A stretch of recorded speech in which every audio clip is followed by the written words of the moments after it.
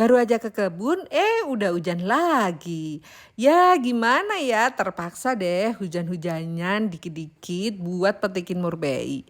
Karena kalau nggak saya petikin sekarang, besok pagi tuh pasti udah pada rontok ya. Apalagi sore dan malamnya itu hujan, dia gampang banget rontok. Sayang kan jadi mubazir. Nah ini saya mau petikin dan biasanya kalau kebanyakan dan nggak habis itu saya simpannya di freezer. Jadi es gitu ya. Jadi beku, dimakan pas gak ada murbei.